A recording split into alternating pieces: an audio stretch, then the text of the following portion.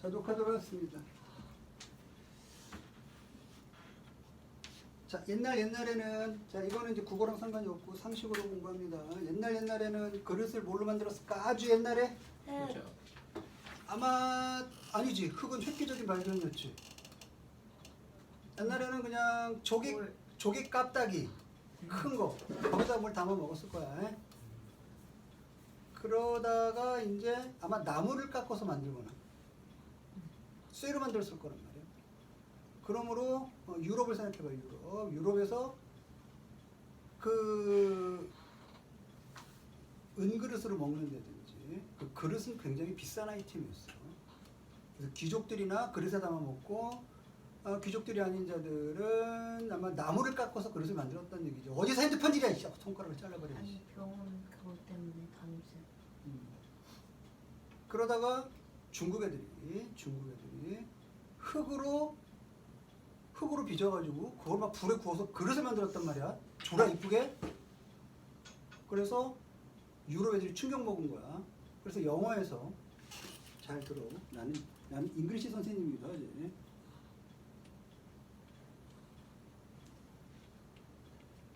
차이나를 대문자로 쓰게 되면 당연히 뭐야? 중국이지. 소문자로 쓰게 되면 이게 도자기야. 도자기. 왜냐하면 이게 중국에서 처음으로 만든 거거든. 그래서 유럽 애들이 중국이랑 그렇게 교육하기를 원했던 거야. 자기네들은 겁나 힘들게 그릇을 만들어야 됐는데 쇠로 그릇 만들기 위하면 그걸 녹여야 되지. 녹인 다음에 그 형태를 만들어야 되지. 쇠는 뜨거워가지고 젠장 사람의 손으로 만들 수나 있나? 나무로 깎아서 그릇 만들려면 족뱅이 까지. 돌로 만들었다고 더 돌아버리지. 돌그릇. 근데 이 새끼들이 흙으로 자유자재로 형태를 맺어가지고서는 흙의 특징을 생각해봐. 형태를 자유자재로 한 다음에 아주 단단한 이쁜 그릇이 나온단 말이야. 너희들도 그릇 중에 이렇게 도자기로 된 그릇은 좀 고급져 보이잖아. 네. 충격을 받은 거지. 그래서 이제 이때 하여간 흙으로 그릇을 만든다는 얘기는 되게 충격적인 거야. 임진왜란 때도 니들 알 거 아니야. 임진왜란 때 이 쪽발이 새끼들이 쳐들어와가지고 조선인들을 웬만하면 죽였는데 누구를 싹 다 납치해갔지? 도공들. 그릇 만드는 사람들. 걔네들도 그 기술이 없었거든. 자, 그리고 우리 저번에 수필 공부했단 말이야. 수필은 어떻게 생각하라 그랬지? 소설도 아닌 것이, 시도 아닌 것이, 희곡이나 시나리오도 아닌 것은 싹 다 수필이라고 생각하면 되는 거고, 수필은 다 웬만하면은 내가 겪었던 일을 아무렇게나 씹으려는 것이다. 항아리 당연히 뭘로 만들었지? 흙으로 만들었지. 쇠로 만든 것도 아니다. 불에 구워야겠지. 목은 잘록하고 배는 뿔뚝하면 이쪽으로 배로 가보는 것이지. 양쪽에는 손잡이가 달려있지 않고, 물론 손잡이가 달린 그릇도 만들 수 있겠지. 흙이니까 갖다 붙여가지고 구워버리면 되는 것이지. 근데 이 사람은 손잡이 없대. 아가리는 넓은 편이다. 아가리를 이렇게 뽑아도 되는데 얘는 이렇게 뽑았네. 닦아서 윤을 내지 않아도 마치 오칠한 것처럼. 오칠이라고 하는 것은 니들이 봤을 리가 없는데, 식물에서 옷닥이라고 알아? 옷닥? 그런 게 있어. 옷이라고 해가지고 옷나무라고 있어. 옷나무.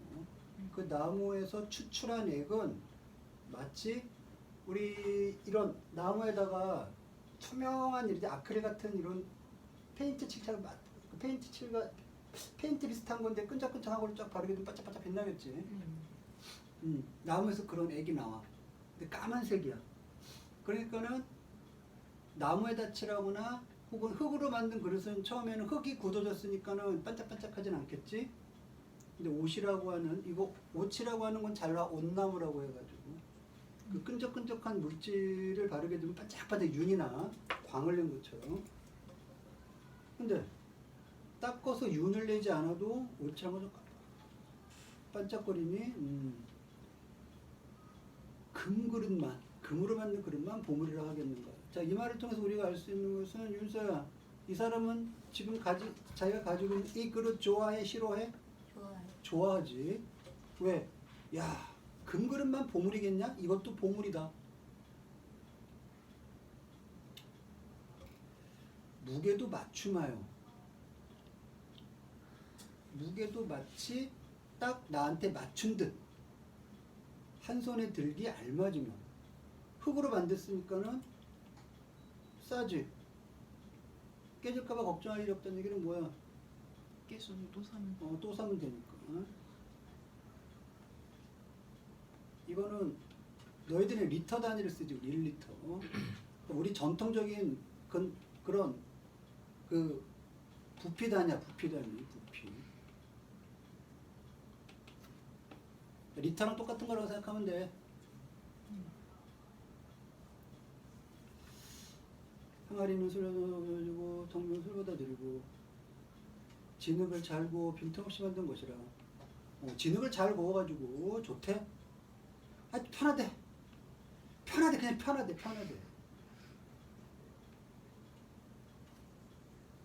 이것도 부피단이야. 그러니까 우리나라만의 전통적인 부피단이야. 우리나라의 전통적인 부피단위가 몇 개 있잖아. 소고기 600g을 한 근이라고 부르지. 그건 우리끼리만 쓴다 그랬지. 우리가 쌀 한 가마니 그런 식으로 하잖아. 원래 한 가마의 오리지널 킬로그램 80kg이야. 근데 이제 지금은 사람들이 쌀을 많이 먹지 않으니까는, 그러니까 한 포대 뭐 10kg짜리도 있고 20kg짜리도 있지만 옛날에 한 가마라고 하는 순간 80kg야. 그래서 무슨 와, 옛날에 뭐 애가 힘이 장사라 쌀 한 가마니를 번쩍 들고 했어라고 했을 때 니들이 나도 그 마트 가서 한 가마니 들어봤는데 그건 한 가마가 아니야. 10kg짜리 8개를 한 손에 번쩍 들어야 한 가마야. 그래서 보통 그때 나 진짜 힘든 사람 본 게 쌀 2가마를 한 손에 그러니까 각각 한 손에 한 가마씩 들고 80kg 두 개 딱 들고 가는 사람을 봤단 말이야. 그러니까 80kg, 160kg지. 다 봤냐? 항아리 속은 넓은 군자가 뭐야? 군자교화냐? 약간 성인 군자라고 할 때 그러니까는 뭐지? 인덕이 훌륭하고 학식도 높은 굉장히 멋진 사람. 겸하다는 말이 뭐야? 겸손이랑 비슷한 말이야. 겸손. 뭐 저런 거랑 똑같지. 대충 못 배운 것들이 아는 척하지. 대충 배운 것들. 진짜로 배운 사람은 한 소리 안 해. 항상 변하고 늘어나는 것이다. 군자의 반대말이 뭐야? 이 군자랑 소인이란 말이 너네 공자 아냐? 공자? 공자왈, 맹자. 공자가 누군지 알아? 아주 옛날 중국의 개 똑똑학자. 공자의 가장 대표적인 작품이 뭐야? 공자가 쓴 책. 이런 무식한 것들 아는 사람이 한 명도 없어? 사마천이로 이런 씨발 아무렇게나 씨부리고 지랄들이야. 한 마리도 없어? 이런 거 좀 적어놔라 이 무식한 짓. 아니 들으면 알 수도. 알아요. 공자가 쓴 책 이름이 논어야.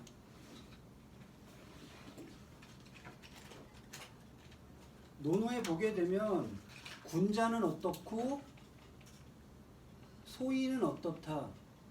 군자란 말은 뭐야? 좀 학문적 수준이라든지 지적 수준, 인격적 수준이 높은 애를 군자라고 하고 그 반대말을 소인이라고 했단 말이야. 소인배라는 말이 거기서 나온 거지. 그러니까 소인배의 반대말이 대인이 아니야. 원래 군자랑 소인이라고 공자 세대야. 공자 세대.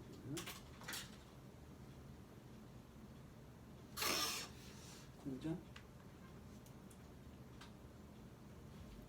Confucius.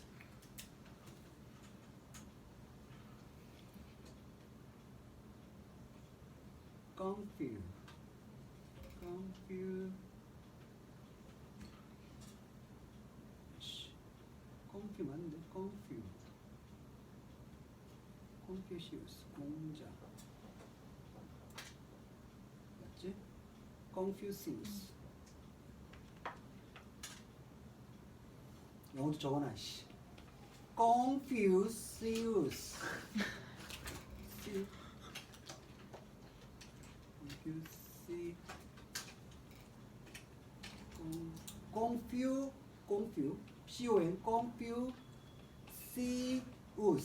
Confucius.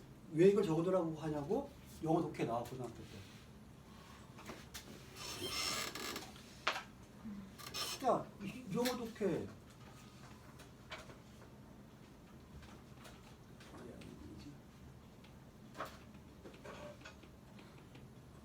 우리가 어떻게 할 건데? EIN, STEIN. 저거 뭐야? 조금 더 이쁘게 써줘.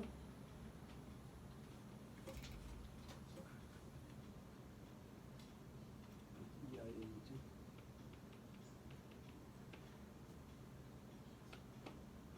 아인슈타인. 아, 이런 거 나오면은 아인슈타인이 하루는 멀었을 때 그러면 머릿속에 그 머리 하얗고 그 재밌게 생긴 아저씨를 생각하면서 독해를 해야 될 거 아니야. 아인슈타인.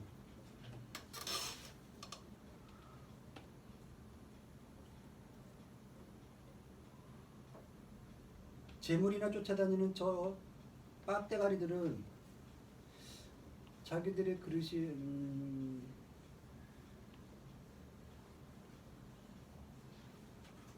도량?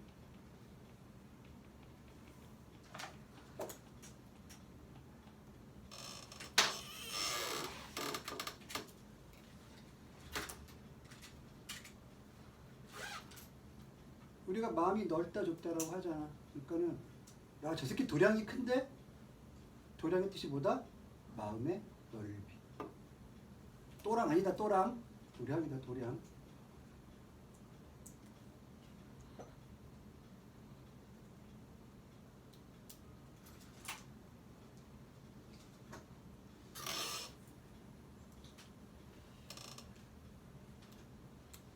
이제는 뭐 어쨌든 말은 약 18리터, 섬은 180, 그러니까 말 곱하기 10이 섬이네.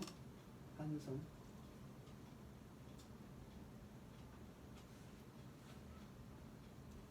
글쓴이는 요새 뭘 보고 준수에 맞게 살아야겠다라는 사람이 다짐했지? 하나위.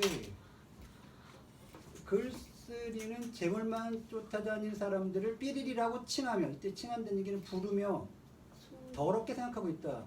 So in. 기억에 담기는 있네. 3번. 한번 문제 붙여서. 그렇지. 글쓴이가 생각한 2번. 2번. 지나치게 욕심부리지 마라. 그릇이 넘치면 어차피 다 담지 못한다. 군자. 군자. 많은 양의 소량을 상하리 속이 분자에 망갔다고 항아리를 예찬하고 있다. 그러니까 이 수필이라고 했을 때 수필은 프리스타일을 썼는데 얘는 갑자기 항아리를 보고 뻘쭘한 그런 생각이 저기 든 것이지. 내가 만약에 윤서가 딱 보고 저거 다리 작살, 손가락 작살 요거 잘하면은 조금 더 작살나게 되면 아이언맨을 만들 수 있을 것 같은데 자, 팔 그냥 떼어내 너 그냥 아이언맨 해라 이런 식으로. 그래서 갑자기 이제 내가 제목은 윤서 아이언이라고 해가지고 글을 쓴다 그런다면은 주제가 자유롭단 말이야. 생뚱맞게. 소설 아니죠? 시도 아니죠? 희곡도 아니죠? 그럼 다 수필이라고. 주제가 어떻게 써? 자유롭지. 아무렇게나 쓰는 거라는 거지. 그래서 수필 이 쿡쿡이 새끼 때문에 그래도 우리끼리 소설 하자. 소설이 몇 쪽인가 보도록 하겠습니다. 목차를 볼까요? 자, 목차에 소설이 있나 살펴보세요. 소설 있어요. 몇 쪽인가요? 84쪽. 84쪽으로 됐습니다. 84쪽.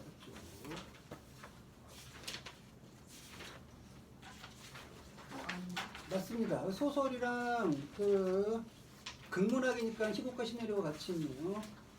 이 쿠쿠가 있어야 되는데 쿠쿠기에 용궁 자라 이런 얘기도 근데 우리는 이 소설부터 배우는 게 아니라 소설의 기본 패턴부터 공부를 해야 됩니다. 소설. 아, 소설의 3요소, 인물, 배경, 사건 4개 없지? 여기 있어야 되는데.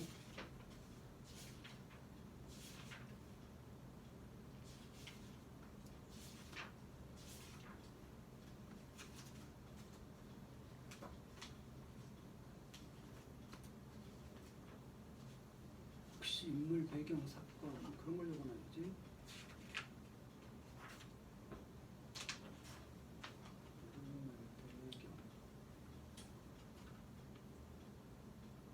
스텝 1. 아, 이 새끼들. 이러니까 요새 애들이 국어를 못하지.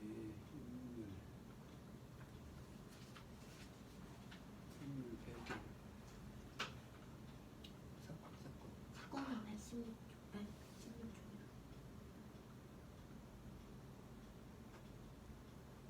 여기 있다. 소설의 특징과 3요소. 자, 106쪽 보도록 하겠습니다. 소설의 3요소는 중요하지 않아요. 소설 구성의 3요소가 중요합니다. 네. 여기다 색칠을 드려요. 소설 구성의 3요소. 인물, 배경, 사건이라고 했죠. 인물, 배경, 사건.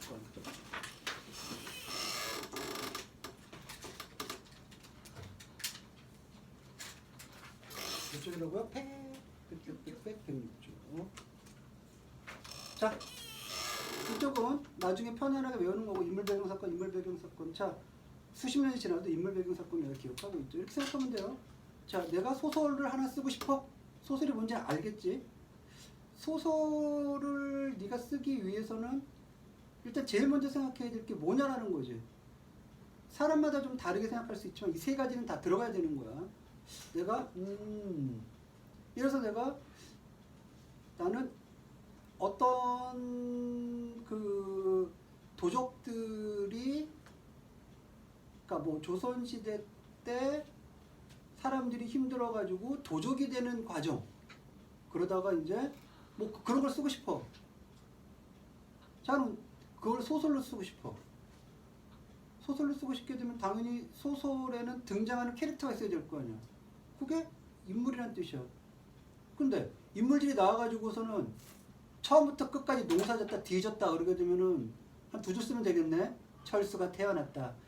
평생 농사만 짓다가 뒤졌다. 참도 그거 재밌겠다. 아무도 안 읽겠지. 그럼 인물들이 그 소설 속에서 어떤 사건을 겪어야 될 거 아니야. 근데 그 사건이 이 배경이라는 거, 시간적으로, 그러니까 이게 이제 시간적인 배경. 그러니까 요거는 외울 필요가 없어. 그러니까 이 소설이 일어나고 있는 백그라운드, 시간적으로는 어느 시대로 잡을 것이며, 소설이니까 내가 미래 시대를, 그러니까 미래를, 그러니까 뭐 챗 GPT 때문에 전 지구가 망한 뒤에 벌어지는 그런 소설을 쓰고 싶다 그러게 되면은 서기 2150년 그런 식으로 시간 잡는 거고, 장소 서울, 시간은 언제로 잡을 거고 장소는 언제고, 내가 지금 방금 말했지 사회적 역사적 상황을 어떻게 할 것이냐. 사회적 역사적 상황을 어렵게 생각하지 마. 내가 지금 소설을 쓰고 싶은데 나는 서기 2150년쯤에 인공지능 때문에 지구가 다 쫄딱 망하고 인공지능이 이 세계를 지배하는 그런 세계를 바탕으로 난 소설을 써야겠다는 배경을 설정한 거야. 그때 주인공은 윤서 아이언걸. 갑자기 백두산이 폭발하는 바람에 화산재 밑에 갈렸다가 갑자기 150년 만에 부활해가지고 그러면 태어나는 윤서걸. 그 다음에 윤서걸과 맞짱 뜨는 악당 저기 십세보이도 같이 화산재에 갇혔었는데 워낙 애새끼가 또라이다 보니까 화산 속에서 더 또라이가 돼가지고서는 남아있는 뭐 물과 식량을 약탈하려고 하는 십세보이랑 그걸 막기 위한 아이언 윤서, 그리고 그 둘이서 싸우는 거 보고서는 어떤 때는 윤서 편에 붙었다가 어떤 때는 저 십쇼 편에 붙었다가는 박지리안이라고 해가지고 그들 사이에서 벌어지고 있는 그러니까 등장인물을 세 마리를 할 수 있는 것이지. 윤석걸, 십쉐, 박지권 해가지고서는 그들 사이에 식량과 물을 둘러싸고 이루어지는 파격적인 사건 해가지고 글을 썼다. 이 세 가지가 필요한 거야. 그러니까 어떤 소설을 쓰든지 캐릭터를 뭘로 잡을 것이냐, 어떤 사건이 벌어졌다고 할 것이냐, 근데 그 사건이 왜 벌어지냐, 그 시간적으로는 언제로 놓을 거고, 그지? 뭐 이런 게 있을 수밖에 없다는 얘기지. 그래서 소설은 당연히 이런 것들이 필요하겠구나. 그래서 학교 시험에서는 요거를 가지고 물어본단 말이야. 이건 개판이라는 얘기지. 필요가 없다는 얘기야. 필요 없다는 얘기야.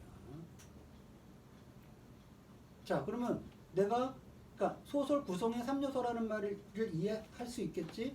내가 소설을 만들기 위해서는 재료가 필요하단 말이야. 마치 레고 블록처럼 세 가지 블록이 필요한데 그건 바로 사건이라는 블록. 사건만 있으면 되냐? 인물이 있어야 될 것이고 언제나 이 세 가지를 가지고 이제 스토리를 짤 거야.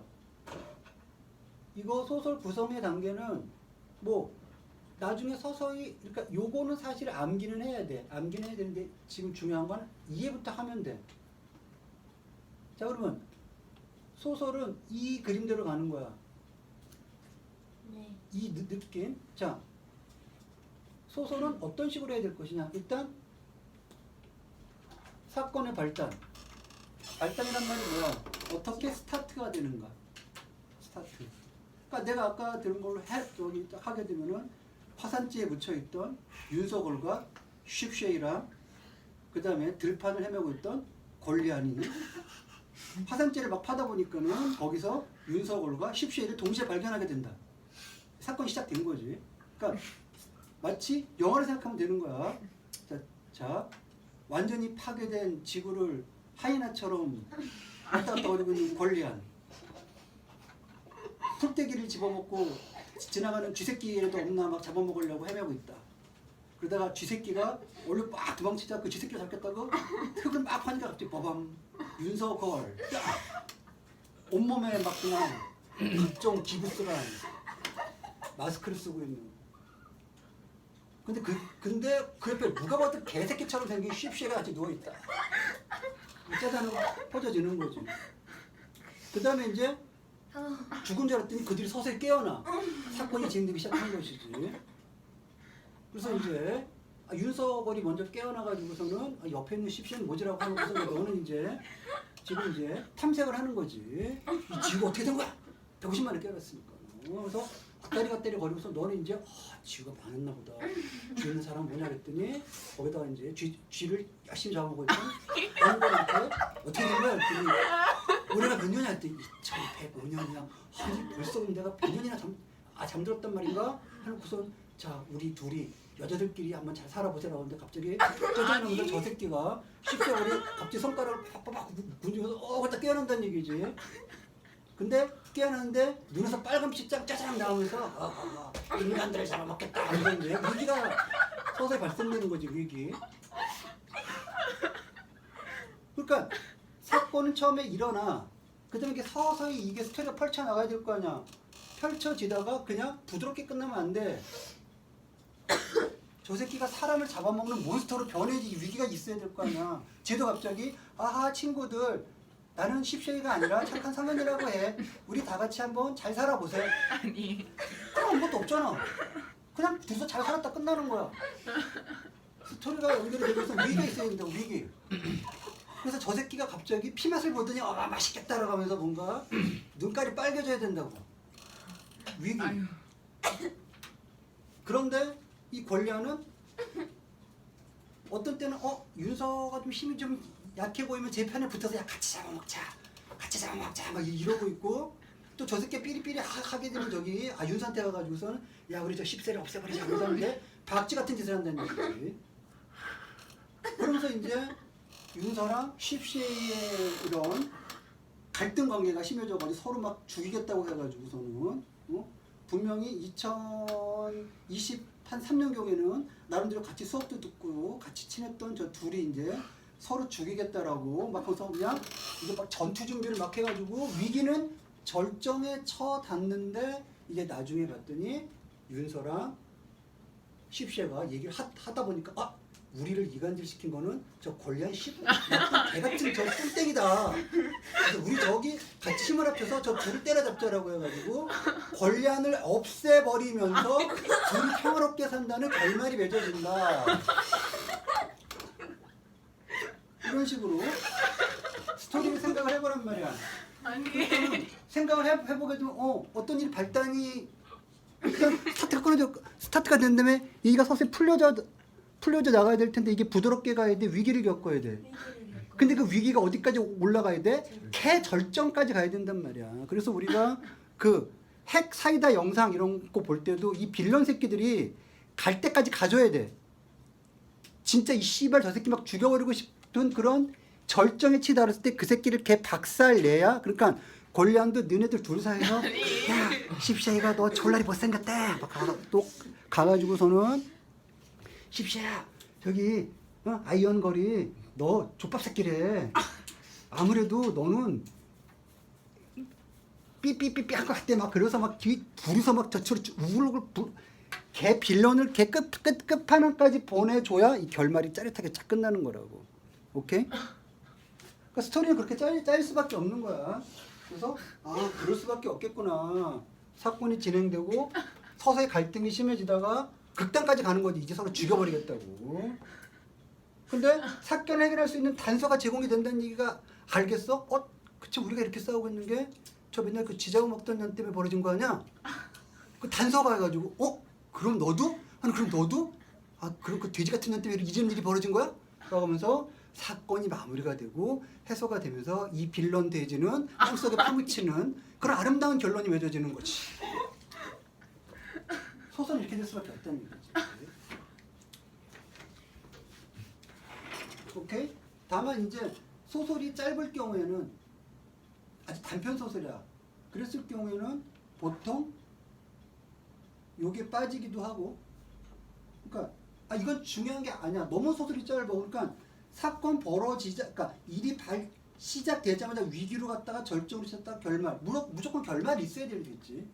이런 소설도 있고 어떤 소설은 발단 다음에 급격하게 위기로 그냥 바로 딱 쳐다는 수가 있어. 그러니까 깨어나자마자 서로 싸우는 거지. 싸운 다음에 그 절정으로 갔다가 해결된다든지. 근데 이건 뭐 별 얘기 아니니까 전개나 위기는 소설이 짧게 되면 건너뛸 수도 있다. 그렇다고 해서 이걸 정확히 구분할 수 있는 것도 아니야. 오케이? 그래서 여러분들은 소설이 구성되기 위해서는 인물, 배경, 사건이 필요하고 요 세 가지를 가지고서는 스토리를 짤 때 스타트 끊고 서서히 일이 벌어지다가 이때는 뭐야? 갈등이 이때 생겨나는 거야 이제 막. 그지? 처음에 평화롭게 가는 거지.